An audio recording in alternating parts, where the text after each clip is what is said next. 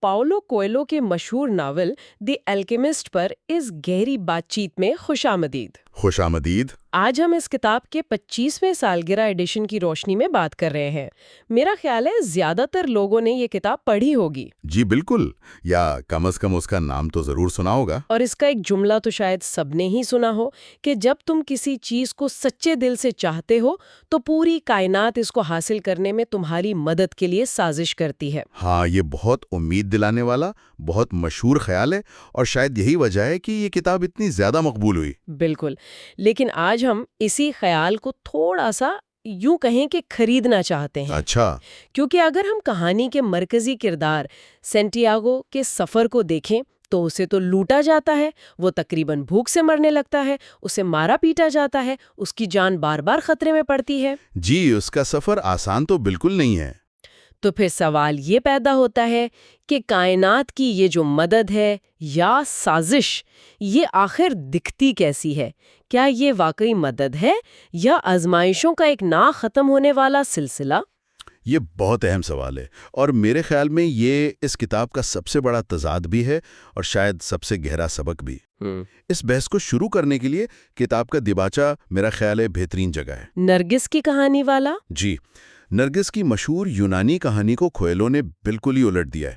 عام کہانی میں تو نرگس اپنی ہی خوبصورتی کے عشق میں مر جاتا ہے۔ جی، ہم سب نے وہ کہانی سنی ہے۔ لیکن کوئلو کے ورژن میں جھیل نرگس کے لیے اس لیے نہیں روتی کہ وہ خوبصورت تھا، بلکہ اس لیے کہ جب وہ جھکتا تھا تو جھیل کو اس کی آنکھوں میں اپنی خوبصورتی کا عکس نظر آتا تھا۔ واہ، یہ تو مطلب بالکل ہی نیا زاویہ ہے۔ بالکل، یعنی تلاش ہمیشہ دو طرفہ ہوتی ہے۔ اچھا۔ ہم دنیا میں جو کچھ ڈھونڈ رہے ہوتے ہیں وہ دنیا بھی ہم میں کچھ ڈھونڈ رہی ہوتی ہے۔ یہ خود شناسی کے سفر کا ایک بہترین یوں سمجھے کہ استعارہ ہے جو سینٹیاگو کی کہانی کا مرکز ہے۔ اور اسی سفر کا آغاز ہوتا ہے ایک خواب سے اور ایک انتخاب سے۔ جی۔ سینٹیاگو ایک چرواہا ہے، لیکن وہ پڑھا لکھا ہے۔ اس کے والدین چاہتے تھے کہ وہ پادری بنے، ایک محفوظ، ایک باعزت زندگی گزارے۔ لیکن اس نے بھیڑے پالنے کا انتخاب کیا تاکہ وہ دنیا دیکھ سکے۔ بالکل، اور یہیں سے اس کے ذاتی اسطورہ یعنی پرسنل لیجنڈ کا تصور شروع ہوتا ہے۔ یہ ذاتی اسطورہ، یہ کتاب کا مرکزی خیال ہے، یعنی ہر انسان کی زندگی کا ایک خاص مقصد، لیکن دلچسپ بات یہ ہے کہ زیادہ تر لوگ اسے پورا کیوں نہیں کر پاتے۔ کتاب اس کی وجہ دنیا کا سب سے بڑا جھوٹ بتاتی ہے۔ اور وہ جھوٹ یہ ہے کہ ایک مقام پر آ کر ہماری زندگی ہمارے قابو سے باہر ہو جاتی ہے اور قسمت ہم پر حاوی ہو جاتی ہے۔ صحیح۔ سالم کا بادشاہ ملکی صادق سینٹیاگو کو یہی سمجھاتا ہے کہ یہ سراسر جھوٹ ہے، ہمارے پاس ہمیشہ انتخاب کرنے کی طاقت ہوتی ہے۔ لیکن اکثر لوگ شاید یہ طاقت استعمال کرنے سے ڈرتے ہیں۔ بالکل، جیسے کہانی میں کرسٹل کا تاجر۔ وہ کردار مجھے ہمیشہ بہت دلچسپ لگتا ہے۔ وہ سینٹیاگو کے بالکل برعکس ہے۔ جی، اس کا بھی ایک خواب ہے مکہ جانے کا، اس کے پاس وسائل بھی ہیں، وقت بھی ہے، لیکن وہ جاتا نہیں۔ کیوں؟ اسے کس چیز کا ڈر ہے؟ اسے خواب کے پورا ہو جانے سے ڈر لگتا ہے۔ وہ سینٹیاگو سے کہتا ہے کہ مکہ جانے کا خواب ہی اسے زندہ رکھے ہوئے ہے۔ اچھا۔ اگر وہ پورا ہو گیا تو جینے کی کوئی وجہ ہی نہیں رہے گی۔ یہ ان لاکھوں لوگوں کی نفسیات کی عکاسی ہے جو اپنے خوابوں کو حقیقت میں بدلنے کے خطرے سے بچنے کے لیے انہیں صرف خواب ہی رہنے دیتے ہیں۔ اور یہاں مکتوب یعنی جو لکھا جا چکا ہے کا تصور بھی بڑا پیچیدہ ہو جاتا ہے۔ تاجر مکتوب کو ایک بہانے کے طور پر استعمال کرتا ہے۔ جی، کہ میری قسمت میں یہی لکھا ہے کہ میں ایک دکاندار ہی رہوں۔ جبکہ سینٹیاگو اسی تصور کو ایک بالکل مختلف زاویے سے دیکھتا ہے۔ بالکل، تاجر کے لیے مکتوب ایک پنجرہ ہے، ایک ایسی تقدیر جسے بدلا نہیں جا سکتا۔ صحیح۔ جبکہ سینٹیاگو کے لیے مکتوب ایک دریا کے بہاؤ کی طرح ہے۔ آپ بہاؤ کو کنٹرول نہیں کر سکتے، لیکن آپ اپنی کشتی کو سمت ضرور دے سکتے ہیں۔ مطلب وہ ذمہ داری قبول کرتا ہے؟ ہاں، وہ سمجھتا ہے کہ اس کے اعمال بھی اس کی تقدیر کا حصہ ہیں۔ وہ یہ نہیں کہتا کہ جو ہونا ہے ہو جائے گا، بلکہ یہ کہ میں جو کروں گا وہ بھی لکھا ہوا ہے۔ یہ ذمہ داری قبول کرنے اور بہانے بازی میں بہت بڑا فرق ہے۔ اور شاید اسی لیے سینٹیاگو کو مبتدی کی قسمت یعنی بگنرز لک کا تجربہ ہوتا ہے۔ جب وہ اپنی بھیڑیں بیچ کر افریقہ جانے کا فیصلہ کرتا ہے تو سب کچھ آسان لگتا ہے۔ جی۔ لیکن طنجہ پہنچتے ہی پہلے ہی دن اس کے ساتھ بدترین دھوکا ہوتا ہے، اس کا سارا پیسہ چوری ہو جاتا ہے۔ یہ کیسی بگنرز لک ہوئی پھر؟ یہ بہت اہم نکتہ ہے۔ دیکھیے، مبتدی کی قسمت کا مطلب یہ نہیں کہ راستہ آسان ہو جائے گا۔ اچھا، راستے پر ہیں۔ سینٹیاگو نے اپنی بھیڑیں بیچ کر پیسہ کمایا، بادشاہ سے ملا، یہ اس کی بگنرز لک تھی۔ ٹھیک ہے۔ لیکن جیسے ہی آپ سفر پر سنجیدگی سے چل پڑتے ہیں، اصل آزمائشیں شروع ہوتی ہیں۔ تانجیا میں سب کچھ کھو دینا اس کی پہلی حقیقی آزمائش تھی۔ اور اس مقام پر اس کے پاس دو راستے تھے، خود کو مظلوم سمجھنا یا ایک مہم جو۔ بالکل، اور اس نے مہمجو بننے کا انتخاب کیا۔ لیکن پھر بھی اس نے 1 سال کرسٹل کی دکان پر کام کیا۔ 1 سال! یہ تو بہت لمبا عرصہ ہے۔ کیا یہ اس کے ذاتی اسطورہ سے بھٹکنا نہیں تھا؟ بظاہر ایسا ہی لگتا ہے، وہ تو خزانے کی تلاش میں نکلا تھا، دکان پر کام کرنے کے لیے نہیں۔ جی، لیکن اگر گہرائی میں دیکھیں تو یہ اس کے سفر کا شاید سب سے اہم حصہ تھا۔ یہاں اس نے صرف پیسہ نہیں کمایا، بلکہ اس نے کائنات کی زبان کو، یعنی شگون کو سمجھنا سیکھا۔ شگون یعنی اومنز۔ ہاں، اس نے سیکھا کہ چھوٹے چھوٹے فیصلے کیسے بڑے نتائج پیدا کرتے ہیں، جیسے شیشے کے برتنوں میں چائے بیچنے کا خیال۔ اس نے صبر سیکھا۔ اور سب سے اہم بات، اس نے یہ ثابت کیا کہ وہ اپنے خواب کو پورا کرنے کے لیے محنت کرنے اور انتظار کرنے کو تیار ہے۔ جی، اگر وہ یہ 1 سال نہ گزارتا تو شاید صحرا کے سفر کی جو سختیاں تھیں ان کے لیے تیاری نہ ہوتا۔ ٹھیک، تو یہ سفر کا ایک لازمی حصہ تھا، اور اسی سفر میں اس کی ملاقات انگریز سے ہوتی ہے، جو اس سے بالکل مختلف ہے۔ جی، وہ کتابی کیڑا ہے۔ ہاں، وہ کتابوں سے کیمیا گری سیکھنے کی کوشش کر رہا ہے، جبکہ سینٹیاگو تجربے اور مشاہدے سے سیکھتا ہے۔ کتاب ان دونوں میں سے کس طریقے کو بہتر سمجھتی ہے؟ دیکھیں، کتاب کسی ایک کو رد نہیں کرتی، لیکن وہ تجرباتی علم کو زیادہ اہمیت دیتی ہے۔ انگریز کے پاس علم تو بہت ہے، لیکن وہ اسے عمل میں نہیں لا سکتا۔ وہ صرف پڑھتا ہے۔ وہ روح کائنات یا سول آف دا ورلڈ کے بارے میں سب کچھ پڑھ چکا ہے، لیکن اسے محسوس نہیں کر سکتا۔ جبکہ سینٹیاگو، جو ایک یوں کہیں کہ ان پڑھ چرواہا ہے، وہ صحرا کی خاموشی کو سن کر، اونٹوں کے چلنے کے انداز کو دیکھ کر، جی، اور شگون کو پڑھ کر روح کائنات سے جڑ جاتا ہے۔ تو یہ شگون یا اومنز کا کردار بہت اہم ہو جاتا ہے۔ یہ ہیں کیا؟ کیا یہ صرف اتفاقات ہیں یا کائنات کے پیغامات؟ کتاب کے مطابق یہ کائنات کے پیغامات ہیں۔ یہ وہ زبان ہے جس کے ذریعے روح کائنات ہم سے بات کرتی ہے۔ لیکن ہم اسے سمجھ نہیں پاتے۔ ہم اسے سننا یا سمجھنا بھول چکے ہیں۔ سینٹیاگو کا سفر دراصل اسی زبان کو دوبارہ سیکھنے کا سفر ہے۔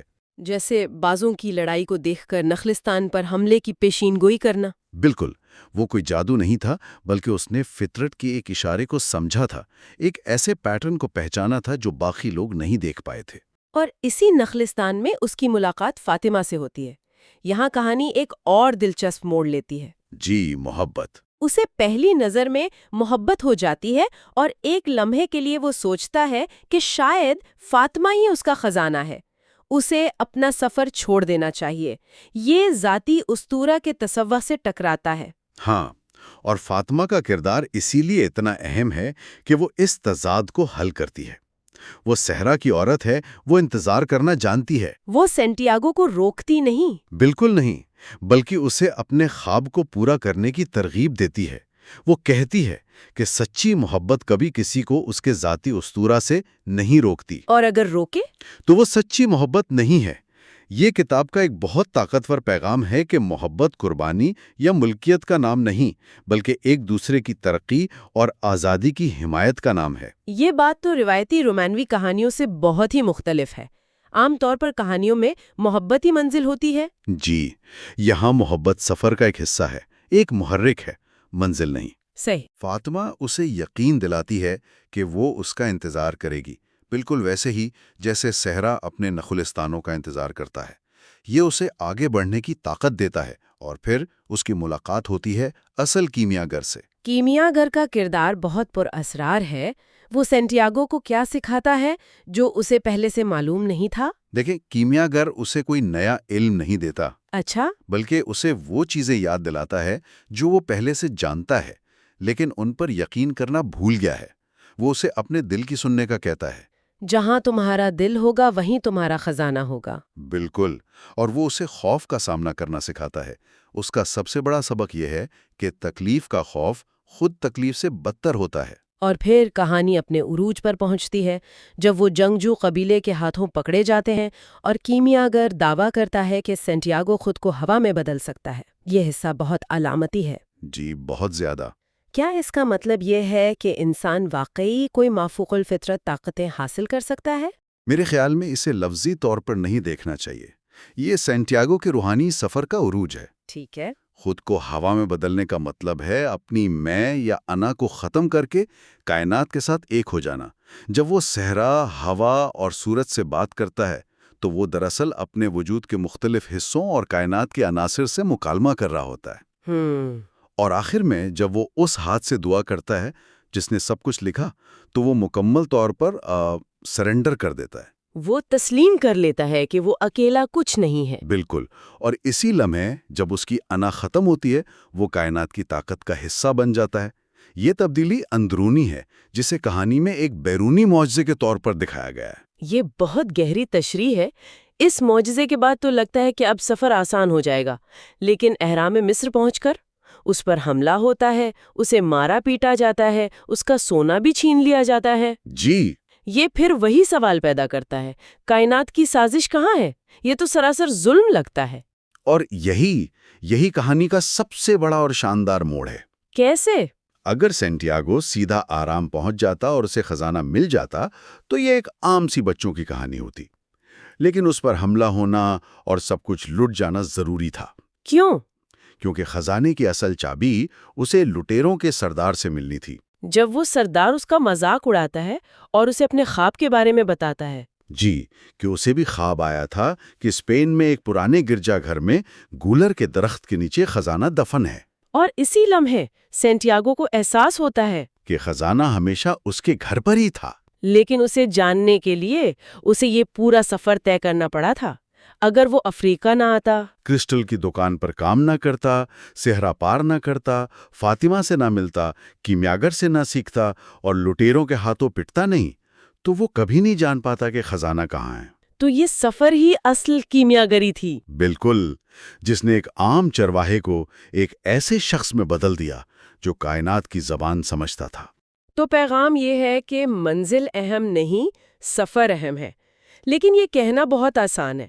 حقیقت میں جب کوئی اس طرح کی مشکلات سے گزر رہا ہو تو یہ ماننا بہت مشکل ہوتا ہے کہ یہ سب کسی اچھے مقصد کے لیے ہو رہا ہے۔